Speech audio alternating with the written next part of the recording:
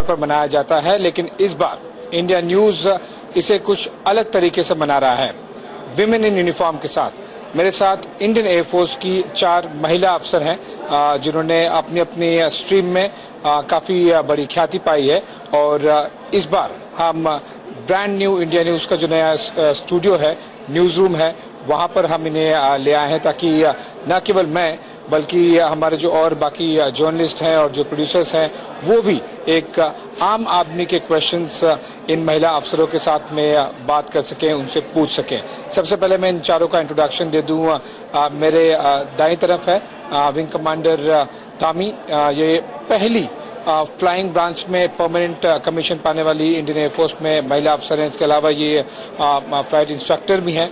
उनकी दाईं तरफ हैं फ्लाइट लेफ्टिनेंट ऋषभजीत कौर भाटिया, जो कि अभी कुछ समय पहले ही 2 दर्जन मैन इन यूनिफॉर्म के साथ में अकेले 4,500 किलोमीटर का अल्ट्रा मैराथन 45 दिनों में कंप्लीट करके आए हैं। मेरी बाई तरफ है विंग कमांडर शालिनी। ये कैट ए फाइटर कंट्रोलर हैं।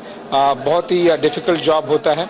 और उनकी बाई तरफ है विंग कमांडर कमलजीत कौर, जो कि ट्रांसपोर्ट एयरक्राफ्ट है, जो जंबो जेट जिसे आप देखे होंगे कई बार, चाहे C-130 जो हर्कुलिस हो या फिर ग्लोब मास्टर्स हो या फिर डॉनियर हो, इस तरह के बड़े बड़े ट्रांसपोर्ट एयरक्राफ्ट जो ट्रांसपोर्ट विंग में पायलट्स होते हैं, वो विंग कमांडर कमलजीत कौर और उनकी तरह कई और महिला अफसर भी उड़ाते हैं। तो ये एक प्रतिनिधि के तौर पर हम दर्शकों के सामने लेके आए हैं जो इंडियन एयरफोर्स में किस तरह से महिलाओं के लिए अपॉर्चुनिटीज हैं, क्या क्या करती हैं और आगे क्या क्या करना चाहती हैं। और जो पूरा एनवायरनमेंट है, जैसे हम जनरली हम कहते हैं कि मेन इन यूनिफॉर्म, लेकिन अब वो एनवायरनमेंट काफी जल्दी बदल रहा है और अब विमेन इन यूनिफॉर्म भी इक्वली इम्पोर्टेंट हैं। सबसे पहले हम न्यूज रूम में, इससे पहले कि आगे बढ़ें और हमारे बाकी जो एंकर्स हैं और प्रोड्यूसर्स हैं वो हमारे 4 महिला अफसरों के सामने एयरफोर्स से उनसे क्वेश्चंस पूछे, मैं सबसे पहले कुछ एक प्रश्न इन सभी से पूछना चाहूंगा।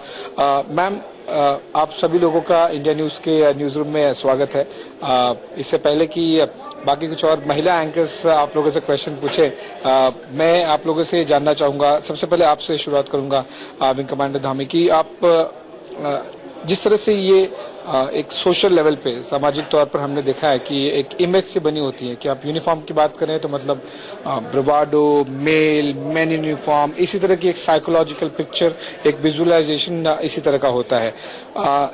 क्या आप भी, आप लोगों को अभी भी वो लगता है? आपको तो लगभग 1.5 दशक से ज्यादा हो गया, 1.5 डेकेड से ज्यादा, अब भी वो फीलिंग है या फिर नहीं, अब वो चेंज हो गया, या फिर जब आप यूनिफॉर्म पहनती है तो अब वो ज्यादा फर्क नहीं पड़ता?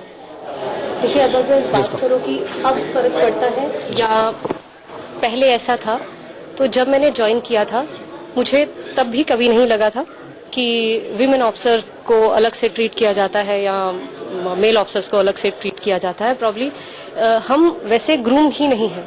Specially when I talk about air force, बहुत सालों से लेडी ऑफिसर्स हैं जो एयरफोर्स में हैं और हमारे सीनियर्स ने उतना काम किया है, उतना प्रूव किया है कि we should be given the equal opportunities. तो मुझे कभी ये फील नहीं हुआ कि तब ऐसा था और अब नहीं है। मैंने पहले भी कभी नहीं देखा और मैं आज भी नहीं देखती हूँ कि if there is any difference. Flight lieutenant Rishabh, आपसे जानना चाहूंगा कि जनरली हम नहीं देखेंगे कि चाहे गांव की बात हो या शहर की बात हो, जनरली पेरेंट्स या फिर भाई बहन छोड़ेंगे नहीं 1.5 महीने के लिए 4,500 किलोमीटर 2 दर्जन मेल ऑफिसर्स और एयरमैन के साथ में कंटिन्यूसली मैराथन। आप अकेले विमेन इन यूनिफॉर्म थी जो कारगिल टू कोहिमा उन्होंने आपने अल्ट्रा मैराथन पूरा किया था। कैसा एक्सपीरियंस था और क्या आपको इन 1.5 महीनों में कोई ऐसा फर्क लगा कि जो जनरली हम समाज में देखते हैं वो यूनिफॉर्म पहनने के बाद एयरफोर्स में नहीं था?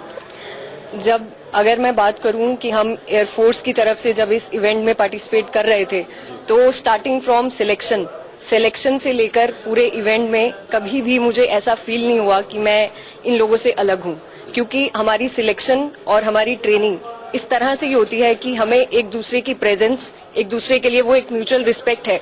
एंड जो सिलेक्शन हुआ है, जो साथ में मेन है, दे ऑल्सो नो दैट जो मैम हमारे साथ दौड़ रही हैं, ये वही पूरा ट्रेनिंग स्केड्यूल फॉलो कर हमारे साथ आई हैं सेम क्राइटेरिया लेकर. सो it is a mutual respect and it is not about gender. It is about you qualified for it. You have volunteered and then you have cleared the selection. तो ये अपने आप में महिला होने का या फिर मर्द होने की बात नहीं है. ये है कि हम यूनिफॉर्म में हैं तो हम सब एयर वॉरियर हैं. विंग कमांडर शालिनी, आप कैट ए फाइटर कंट्रोलर हैं. जनरली मैंने मेरे घर में भी देखा है कि मम्मी तो डैडी को कंट्रोल करती हैं, लेकिन क्या ये सीरियस लेवल पे जब आप वो कॉम्बैट सिनेरियो हो, हमने बालाकोट में भी अभी देखा था लगभग एग्जैक्टली 1 साल पहले, उसमें भी इनफैक्ट एक विमेन ऑफिसर थी, Minty Agarwal, if I am not wrong. Is it difficult?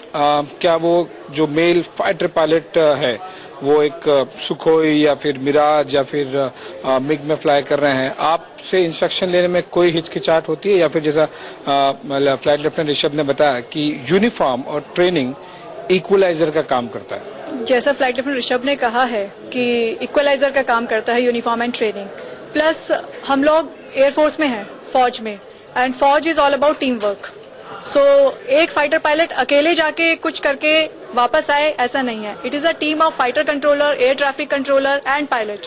So instructions एक मेल ऑफिसर को दे रहे हैं या फीमेल ऑफिसर को दे रहे हैं, that is not there. It is I have to do my job, जो कि मैं पूरे फोकस और कंसंट्रेशन से I do it.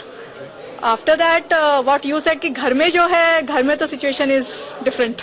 So it is instructions by me only. वो कहानी घर घर की है चाहे वो यूनिफॉर्म में हो नहीं हो. विंग कमांडर कमलजीत कौर भी हमारे साथ में.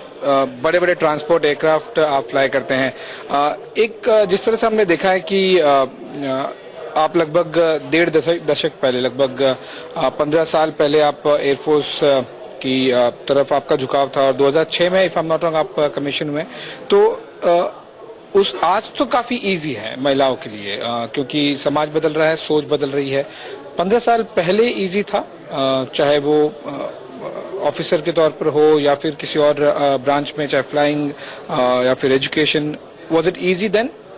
अगर हम बात करें 15 साल पहले, मैं स्टार्ट करूंगी 1993 में first batch was inducted in flying. So जो मुश्किलें पहले बैच के लिए हुई, हालांकि वो हमने नहीं फेस की. बहुत सारी चीजें स्ट्रीमलाइन हो गई by the time we came into air force.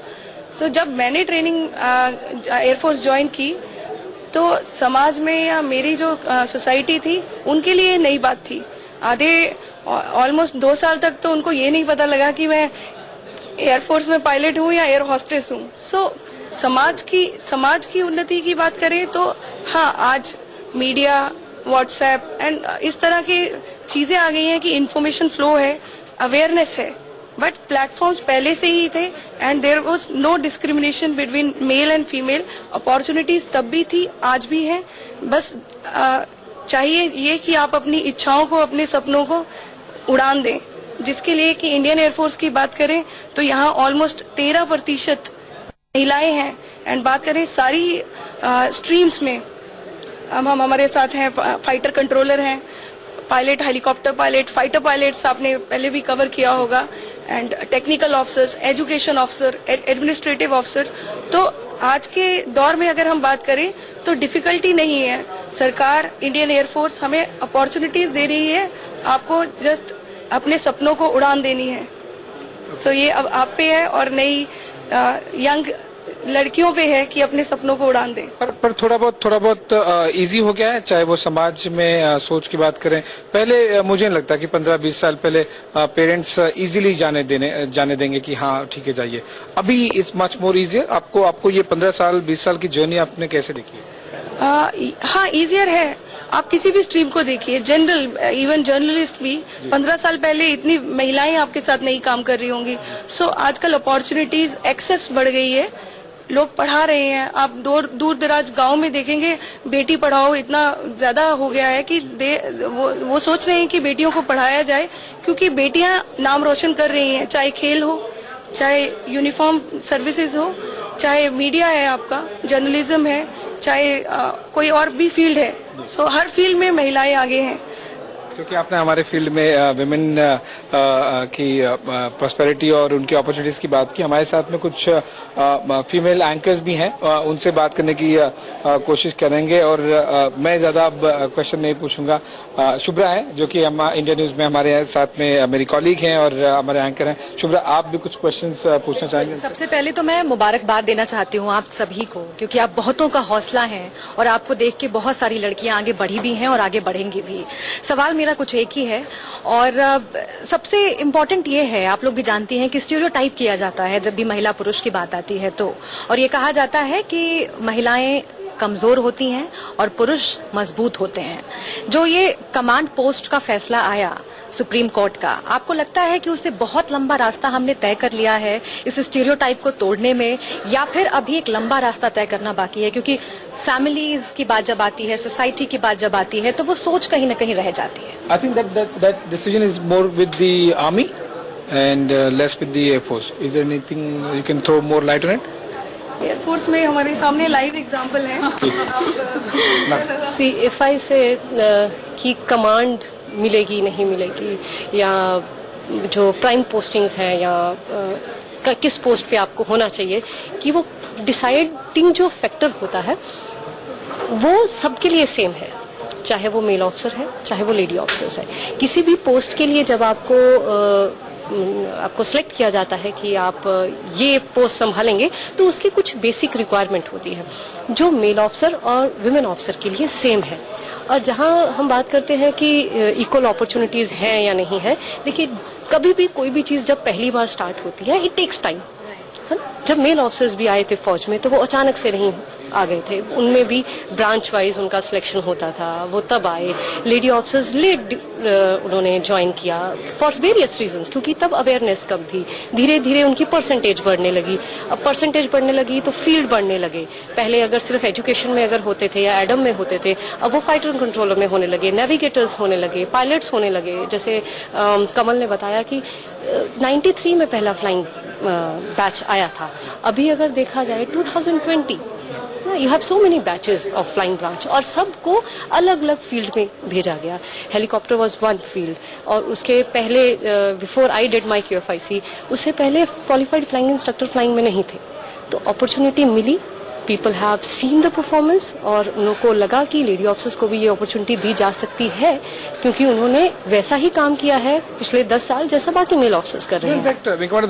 If I am not wrong, अगर आप आर्मी और नेवी से कंपेयर करें तो एयरफोर्स ने सबसे पहले फाइटर जेट के लिए विमेन ऑफिसर्स को देखा 2 साल पहले ही 3 विमेन फाइटर पायलट्स को दिया। Not only for fighter pilots, flying branch for women was first by Indian Air Force way back 93. सो धीरे धीरे जब भी हम कोई चीज नहीं स्टार्ट करते हैं, एक यू कैन से कि झिझक होती है कि कैसे होगा, वो हर चीज में। इट्स नॉट ओनली कि women being inducted in air force तो उसमें झिझक होगी, झिझक हर चीज में होती है। और जब हम कोई चीज का फैसला लेते हैं, उसके बाद हम उसको इम्प्लीमेंट करते हैं। इम्प्लीमेंटेशन के अराउंड 2 years बाद हमें पता चलता है कि ये इसके पॉजिटिव नेगेटिव साथ साथ पता चलता रहता है, बट वो फाइनल होती है, सब चीजों में होती है। That's how we grow. If we don't see those problem, how we rectify them? If we don't rectify, they still remain problem. लेकिन जब हम धीरे धीरे देखते हैं कि अभी 10 लड़कियां आई, फिर 20 हुई, फिर 50 हुई, more than 100 women officer in, if I only say in flying branch, जब वो है तब हर कोर्स के साथ एक नई चीज पता चलती है, हम उसको इम्प्लीमेंट करते हैं। That's why we have a very good system of feedback and criticize each other कि अच्छा हाँ ये चीज नहीं आई है, हमने उस चीज को देखा